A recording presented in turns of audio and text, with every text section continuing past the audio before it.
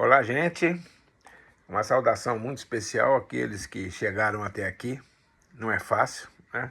Hoje em dia a vida nos solicita demais e não é fácil você acolher tantos convites, tanta coisa que tem para se fazer, né? Nós estamos aqui no nosso curso da visão integral do ser humano. Nós estamos no módulo 4, episódio 3, né? Na próxima vez nós vamos entrar no último módulo, né? Mas nós temos mais 3 episódios.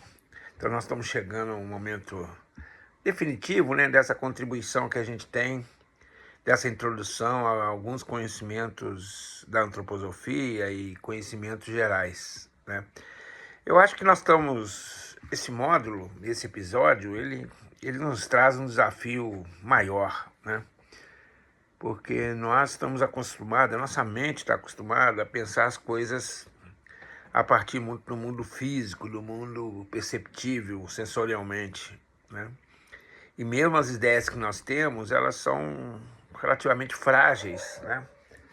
Alguém já tinha dito uma vez que a gente pensa muito menos do que a gente imagina, né? Nós herdamos ideias dos outros e a construção individual é muito relativamente pequena, é uma construção na história da evolução do ser humano, da sua consciência, né? E nesse momento a gente precisa abrir a nossa mente com uma certa humildade, mas também assim com uma certa flexibilidade, eu diria, né? Porque quando a gente olha assim para a existência, se você for analisar com frieza, você vai observar que as propostas que temos do sentido da vida, qualquer coisa que a gente possa fazer, elas são relativamente frágeis no ponto de vista de um conhecimento mais profundo, né? E a gente precisa, de certa forma, nos permitir a pensar um pouco para além, né? Nos permitir sair das concepções do cotidiano, porque do mesmo jeito que a proposta de um sentido do acaso, um sem sentido, ela é tão complexa, tão difícil de compreender quanto qualquer outra proposta que você proponha para um mundo além, um mundo espiritual, qualquer outra concepção que você possa ter. Então nós vamos falar sobre um tema bastante caro para muitas correntes, aquelas que negam e aquelas que afirmam, sobre a reencarnação. E mais do que a reencarnação, uma proposta de discutir uma coisa que pouca gente fala, que é a ressurreição, que é um tipo de um dogma católico, né? Na crença católica da ressurreição da carne. E o que eu vou mostrar aqui pode surpreender a muitos.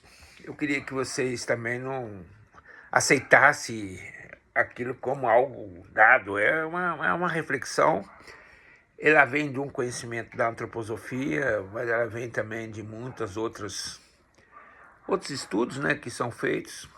E o mais surpreendente é que essa briga entre a reencarnação e a ressurreição, que alguns estabelecem, ela é totalmente equivocada no meu ponto de vista. Ela não é necessariamente contraditória uma da outra. São concepções extremamente ricas para compreender não só a existência humana, mas aquilo que possa talvez acontecer, o pós-morte ou a inatividade, né, antes do nascimento, né? Então, eu convido vocês assim de entrar de forma sem preconceito nenhum, mas que considere isso como uma novidade. Eu acredito que seja uma novidade para muita gente o que eu vou falar aqui, né? A gente não vai encontrar isso muito facilmente. Então, bom estudo para vocês, aqueles que estão aqui comigo neste momento. Então, eu realmente acredito que não existe nenhum mistério maior na existência do ser humano e algo mais revelador do que o nascimento e a morte, né? E é curioso que na cultura ocidental, em particular, o nascimento é visto como algo muito a ser festejado, né? Algo alegre. E a morte, ao contrário, de forma muito negativa, é um momento de tristeza, de medo, né? E às vezes a morte como algo surpreendente, como algo inaceitável, né? O conhecimento da psicologia, às vezes, trata como um tabu, aquilo que move o ser humano nas várias formas de manifestação da sua existência. Mas seja como for, a morte pode surpreender um dia, a morte física é uma realidade inexorável, né? E a morte, ela é algo que a gente associa algo com um cessamento, com um fim da atividade biológica, né? De certa forma, a morte ela é vista na concepção materialista simplesmente com aquilo que leva à decomposição do corpo físico, né? E ela gerou interesse na história da humanidade de forma muito concreta, na filosofia, em todas as manifestações religiosas, né? E existem várias concepções sobre o destino da própria consciência que a gente tem agora, nessa consciência que nós estamos conversando, após a morte, né? A crença na ressurreição, nas religiões cristãs abraâmicas, né? E na reencarnação, nas religiões mais orientais, a doutrina espírita, né? Ou mesmo no que nós chamamos de eternal oblivion, como se fosse um esquecimento eterno, né? Um conceito da neuropsicologia que atrela essa ideia de fim permanente da consciência após a morte. Uma coisa que nos chama muita atenção é o medo da morte.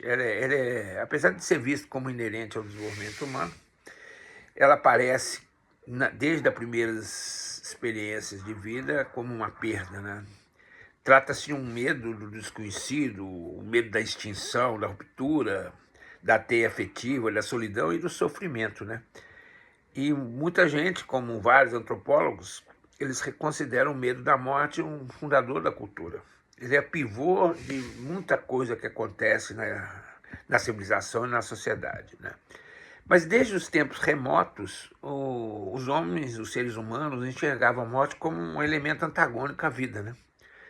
De certa forma, o estranhamento e o terror, eles sempre existiram de alguma forma, né? Pinturas em cavernas revelam esse incômodo de 30 mil anos atrás, né? Quer dizer, episódios alegres eram retratados em cores vivas e as imagens fúnebres por cores escuras, essa visão do escuro e do claro, né? Que também traz um certo complicador, né? E esse antagonismo, ele vem de uma coisa bem interessante na mitologia grega, né? Como um jogo constante entre Eros, o deus do amor, e Thanatos, né? O deus da morte. Aquilo que o Freud usou quando fundou a psicanálise, essa análise das forças da morte e as forças do amor, né? Então, acho que é bem interessante essas forças aparentemente contraditórias sugeriam um certo equilíbrio e um vigor emocional para a gente viver, né?